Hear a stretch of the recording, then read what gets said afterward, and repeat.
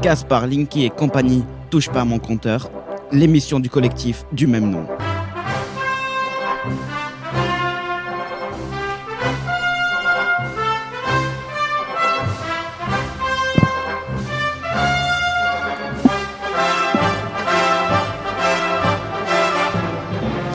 Vous êtes bien sur l'antenne de Radio Transparence et vous êtes bien dans l'émission Touche pas à mon compteur avec Maude Bigan. Bonjour Maude. Bonjour Florian. Aujourd'hui, on va tourner autour de l'aspect justice encore et encore, notamment les 5500 plaignants, 90 procès dans différentes régions, c'est bien ça ? 22 régions, oui. 22 régions. Ouais. On va aussi donc parler du tribunal de Toulouse. Dans le cadre de cette action, justement. Qui tranche en faveur des électrosensibles. Pour une fois. Pour une fois. On est content, ça vaut le coup d'en parler. Oui. Voilà, tout à fait. Alors, on va commencer. C'est pas une victoire, mais c'est... C'est déjà une première étape, ça c'est important, effectivement. Donc, parlons-en, effectivement. Rappelons que jusqu'ici, les actions en justice avaient été assez souvent tranchées en la faveur d'Enedis et pas en la faveur des plaignants, en particulier. On avait commencé aussi dans le cadre de cette action de 5500 plaignantes menée par MySmartCab et par Maître Christophe Leguevac, donc par d'abord des déconvenus. On avait déjà parlé à cette émission du procès de Valence où on avait le juge qui reconnaissait les problèmes d'électrosensibilité parmi les plus prégnants, etc. Mais les reconnaissant comme complexes, du coup, il ne protégeait pas les électrosensibles et il les laissait être exposés au compteur Linky et surtout au CPL, au courant porteur en ligne, donc qui est associé à ce compteur Linky. Rappelons qu'on a trop souvent focalisé l'attention des gens, en particulier Enedis dans sa communication, focalise l'attention des gens sur les émissions du compteur et seulement du compteur. On est dans ici une émission évidemment qui touche tous les câbles du logement et tous les appareils électriques du logement, même quand les câbles pourraient être blindés, et donc effectivement un rayonnement permanent. On compare souvent l'émission du compteur Linky tout court à celle d'une plaque de cuisson, etc. Mais rappelons qu'on n'est pas toute la journée à côté d'une plaque de cuisson, alors qu'on est très souvent toute la journée à côté d'un câble électrique qui passe dans un mur, par exemple, ou un appareil électrique. Voilà, exactement. C'est pas du tout la même exposition dans le temps, évidemment. C'est sûr. Voilà. Alors ici, pour la première fois d'ailleurs, donc c'était à Toulouse, je rappelle, je vais vous citer un extrait justement de ce jugement. La juge, donc en référé, donc on est évidemment dans une procédure théoriquement d'urgence, c'est peut-être moins fort qu'un jugement au fond, mais c'est une première étape très intéressante. Peut-être qu'Enedis fera appel, c'est même sans doute probable. Voilà. Bon, je suppose que ça fait déjà plaisir pour vous de recevoir ce... Exactement, tout à fait. C'est à souligner. Différents éléments qui sont très importants justement dans cette ordonnance là du jugement, c'est que pour la première fois, comme je vous disais, on parle du CPL, du courant porteur en ligne. C'est-à-dire qu'on demande à Enedis non pas uniquement de ne pas poser de compteur Linky chez ces 13 personnes électrosensibles, mais également de leur assurer un courant propre, un courant à 50 Hz. Rappelons que c'est aussi d'ailleurs dans les conditions générales de vente des contrats de fourniture et de distribution d'électricité, puisque la deuxième partie des conditions générales de vente concerne justement Enedis et la distribution d'électricité. Et dedans, on précise bien un courant à 50 Hz. Donc, pas du tout les fréquences du CPL qui sont bien plus élevées, donc entre 30 000 à peu près et 90 000 Hz actuellement. Et donc, dans ces fréquences, Enedis est censé fournir un courant propre. Ça peut ouvrir la porte, évidemment, à la pose de filtres chez ces personnes, mais potentiellement, il faut aussi envisager, si elles habitent en immeuble, par exemple, la pose de filtres chez les voisins, parce que vous imaginez bien que le courant qui alimente les voisins peut passer dans des câbles qui sont aussi dans les murs des logements de ces personnes électrosensibles. Et donc, leur installation propre serait filtrée, mais du coup, ils seraient exposés au CPL passant dans les câbles des voisins, si ceux-ci passent dans leur propre mur aussi. Et oui, c'est réparti partout, forcément. Voilà, quand vous avez des logements individuels, c'est plus facile à protéger. Quand on est dans un immeuble, c'est plus difficile. Il faut protéger tout l'immeuble, en fait. Voilà, donc ça, c'est très important. C'est également très important dans ce document ici, parce que on dit aux gens, on dit à Enedis qu'ils ne doivent pas demander d'argent en plus pour une relève à pied qui serait en fait la relève actuelle, tout simplement, en dehors de ce que payent déjà les personnes dans le cadre du TURP. Donc le TURP, rappelons-le, c'est une taxe qui est prélevée sur les factures de tout le monde, qui sert essentiellement à financer Enedis et RTE, RTE qui gère les grandes lignes à haute tension, etc. Et donc, rappelons-le, quand les poseurs ou Enedis menacent plus ou moins les gens s'ils ne prennent pas le Linky d'avoir une relève à pied payante, sous-entendant qu'elle est gratuite actuellement, c'est complètement faux, puisqu'actuellement, nous payons déjà cette relève à pied dans le cadre du TURP. Ce qui est scandaleux, c'est que Enedis continue à faire payer exactement le même prix dans le cadre des factures aux personnes qui ont Linky, puisqu'ils disent avoir déployé 16 à 17 millions de compteurs Linky. Donc, sur ces 16 et 17 millions de foyers, on ne devrait plus du tout payer le même TURP, puisque la composante de comptage qui est intégrée devrait être diminuée. Alors, pour voir les détails de la composante de comptage, je vous invite à aller sur le site de la CRE, la Commission de régulation de l'énergie. Voilà. Donc là, la juge dit à Enedis qu'effectivement, ils ne doivent rien réclamer, même via un tiers, en plus de ce qui est déjà payé par les usagers. D'accord, donc le TURP... Le TURP couvre tout, le TURP comme actuellement, et que Enedis n'est pas en droit de demander à ces personnes de payer plus pour ce qui est déjà fait depuis des années et ce qui est payé déjà au fil de l'eau par tout le monde dans le cadre des factures. Okay. Ce qui est tout à fait normal d'ailleurs. Hein. Voilà. Alors, il y a également un élément intéressant dans cette ordonnance, c'est que la juge enjoigne Enedis à rétablir le courant sur les points de livraison litigieux. Ça sous-entend que Enedis avait coupé le courant à ces personnes. Donc vous avez des personnes, c'est la double peine, des personnes qui sont électrosensibles, qui souffrent du courant, et effectivement, en plus, on leur coupe, là, du coup, sur des points litigieux, allez savoir, on leur coupe le courant. Étonnant d'ailleurs parce que je vous rappelle qu'on est encore pendant la trêve hivernale, d'accord ? Alors on verra si on a le temps pendant cette émission de vous parler d'un cas de coupure à Hénin-Beaumont en pleine trêve hivernale aussi, parce que les personnes ont refusé le compteur Linky. En hiver, c'est pas terrible. Sous un projet fallacieux. Hénin-Beaumont, c'est quand même un peu frais comme climat, vous voyez. On est tout à fait dans le nord, donc voilà. Et donc, juste, je fais un petit aparté sur ce cas-là. Eh bien, ils ont réussi à avoir évidemment le rétablissement du courant, sachant qu'on leur avait coupé sous un prétexte fallacieux lors d'un emménagement, sous prétexte d'un compteur qui serait défectueux et qu'il fallait absolument changer par un compteur Linky, évidemment. Et en fait, il s'avère que le compteur n'est pas défectueux du tout et que les fameux 6000 kWh, soi-disant litigieux, en fait, on les efface. Parce que dans tous les cas, quand c'est défectueux, ils le remplacent par le compteur Linky. Et voilà, c'est ce qu'ils veulent faire. Sauf qu'il s'avérait qu'en final, le compteur n'était pas défectueux du tout. Mais dans l'intervalle, on leur avait coupé le courant sous prétexte qu'il était défectueux. Pourquoi ils disent qu'il est défectueux alors si parce que c'était un moyen de les forcer à accepter le compteur Linky. Et comme ils refusaient le changement du compteur, voilà, vous avez... Mais comment ils peuvent dire qu'il est défectueux s'il fonctionne ?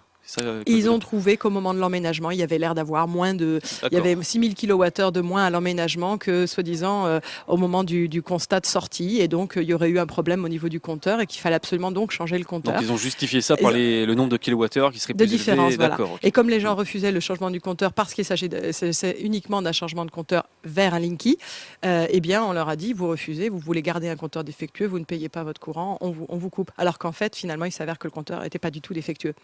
Donc, tout ça, c'était des prétextes. Et du coup, effectivement, vous voyez jusqu'où ils peuvent aller pour essayer de forcer les gens à avoir un compteur comme ça. Hein. Alors, rappelons-le, évidemment, il ne faut pas céder, il faut être ferme. Et on trouve tout à fait des compteurs agréés CE dans le commerce. Donc, je vous invite, si vous avez un problème avec Enedis en cas de nouveau raccordement ou autre, à acheter un de ces compteurs et à vous le faire poser. Parce que, rappelons-le, ils n'arrêtent pas de dire sur les ondes qu'ils sont chargés d'une mission de service public. Et c'est effectivement dans les prérogatives d'Enedis de devoir fournir à tous et sans discrimination, c'est inscrit dans leur mission justement, un service de première nécessité qui est l'électricité. Donc couper l'électricité en dehors de l'aspect même très hivernal, mais couper l'électricité sur un prétexte discriminatoire alors que, par exemple, la personne fournit un compteur agréé CE non Linky, c'est complètement, on va dire, arbitraire et tout à fait contraire à leur mission, justement. Voilà, donc rappelons ici que nous avons effectivement un très bon premier pas, j'espère qu'il y en aura d'autres.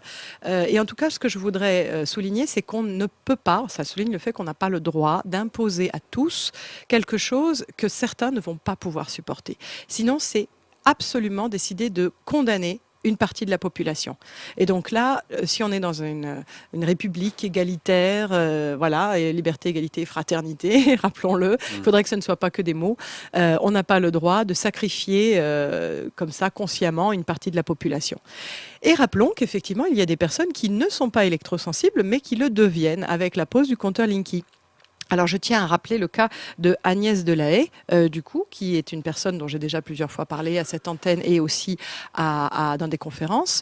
Agnès Delahaye, donc à Libourne, est devenue électrosensible autour de juin 2017. Il y a eu un article de Sud-Ouest donc sur son cas en juin 2017, le 13 juin 2017, qui s'intitula SOS pour retirer leur compteur Linky. Une personne qui n'était pas électrosensible, qui souhaitait ce compteur, donc qui n'avait rien contre, il n'y avait pas d'effet nocebo particulier, et qui immédiatement après la suite des pauses de ce compteur en fait a eu des gros problèmes de santé qui l'ont contraint à venir emménager dans son camping-car dans la rue, ce qui faisait un peu mauvais effet. Donc quand il y a eu un article qui est sorti sur son cas, Enedis a proposé de retirer le compteur, ce qu'ils ont fait. Mais rappelons que retirer le compteur sans filtrer le logement par rapport au CPL, ça ne sert à rien. Donc il faut également filtrer. C'est aussi nocif. Ouais. Sinon, le CPL passe quand même. Rappelons que le CPL passe même dans les logements qui ne sont pas équipés de compteurs Linky. Donc ça, c'est très important. C'est pour ça qu'il faut être nombreux dans un quartier à le refuser quand les poseurs arrivent pour éviter qu'ils soient déclenchés. Puisqu'apparemment, on ne sait pas si c'est vrai, mais apparemment, la Cour des comptes, dans son rapport de février 2018, indiquait qu'il faudrait 70% de compteurs changés dans une zone pour que le CPL soit activé.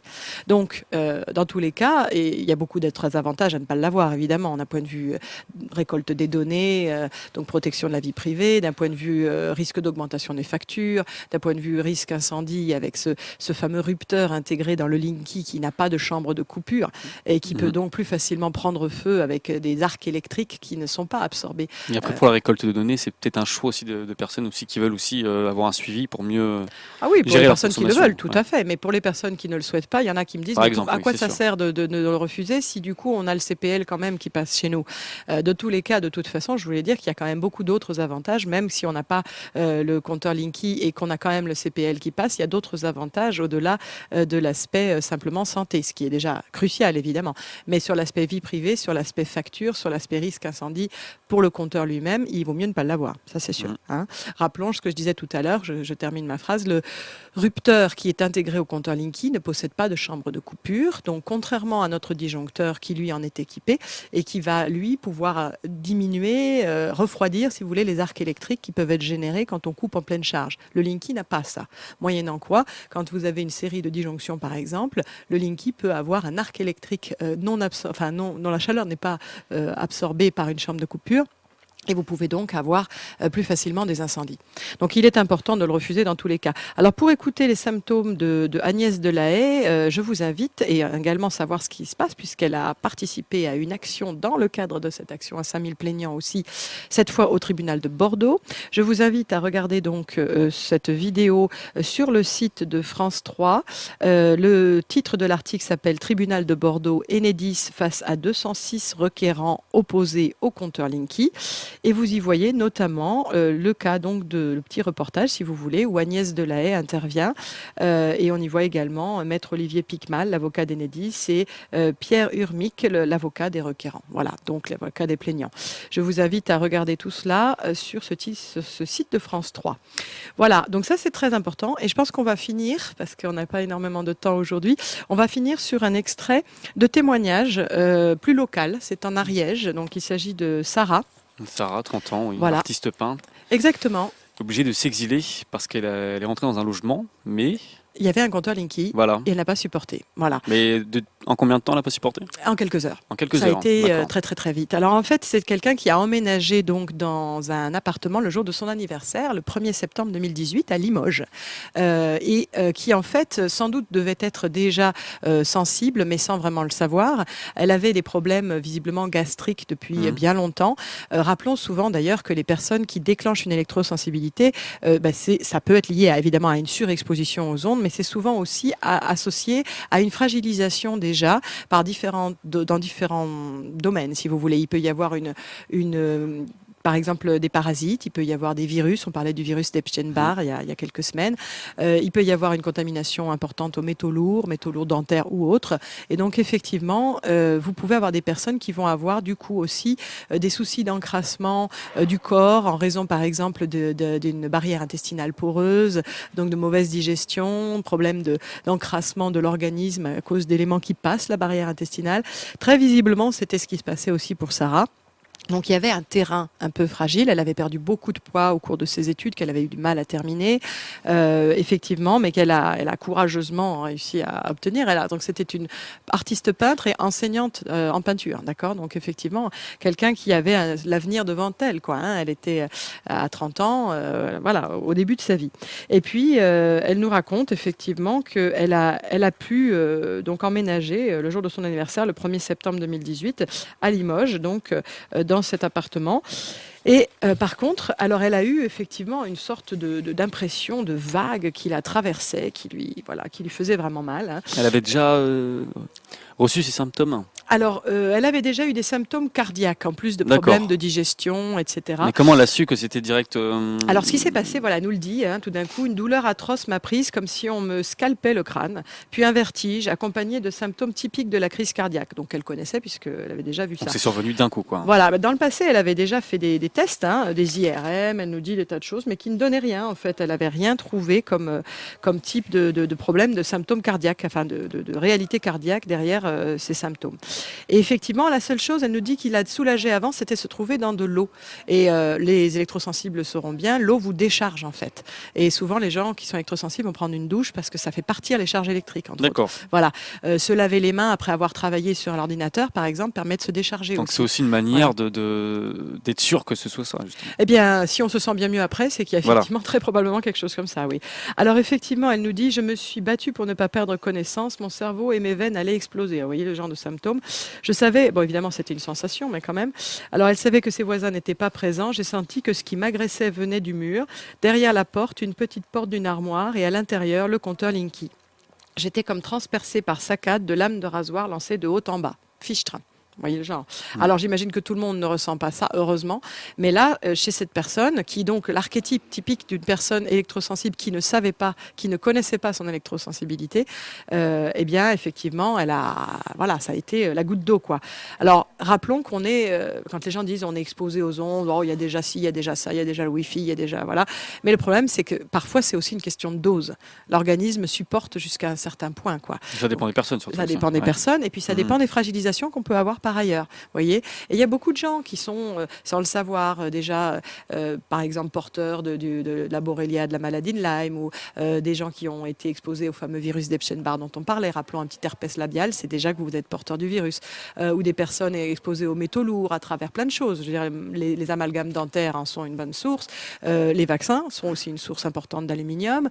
Et puis, vous avez des problèmes potentiellement de bactéries, de parasites qui vous plombent. Ou, comme cette personne, des problèmes digestifs. Voilà. Alors effectivement, elle dit, je ne sais plus comment j'ai réussi à sortir, ni quand j'ai réuni quelques affaires en urgence dans un sac de sport. Il paraît que je me suis fait couler un bain. Pendant une semaine, j'ai vécu dans mon atelier de peinture où je me suis réfugiée sans eau et en sortant le moins possible. J'ai alors compris que je ne pouvais plus utiliser mon portable sans ressentir d'immenses souffrances. Donc un peu comme Agnès Delahaye qui a commencé à devenir électrosensible suite à ça, elle en fait ça a été la goutte d'eau qui l'a fait basculer, quoi. Parce qu'avant elle en avait évidemment, elle avait un portable, elle avait certainement le Wi-Fi aussi. Voilà, donc outre les douleurs nerveuses qui me lancent dans les membres sans cesse, j'ai maintenant des hallucinations visuelles durant lesquelles le sol se dérobe à mes pieds et où les plans se chevauchent. Alors il y a plein de choses, brûlures aux yeux, céphalées violentes et j'en passe. J'ai réussi par la suite à prendre un covoiturage jusqu'en Aveyron où un ami m'a logé dans la maison qui avait appartenu à sa grand-mère. Là, je vivais à la bougie et je ne pouvais toujours pas sortir car le village et la région sont traversés par des antennes militaires. Heureusement que mon ami et ma famille m'ont alors acheté des tissus anti-ondes qui m'ont permis de supporter physiquement la situation. Tissus anti-ondes. Voilà. Alors, elle explique plusieurs choses. Elle est allée à la zone refuge Next Up dans laquelle elle ne s'est pas sentie très bien, mais dans laquelle elle a rencontré plein d'électrosensibles qui lui ont donné des conseils. Et du coup, elle a fini par atterrir ici, chez Elisabeth. Voilà, Elisabeth Merlière, donc, qui est aussi du côté de Castelnau-d'Urban, dans une zone semi-blanche. Donc elle y est réfugiée. Souhaitons-lui bonne chance. Merci beaucoup, Maud. À bientôt. À la semaine prochaine.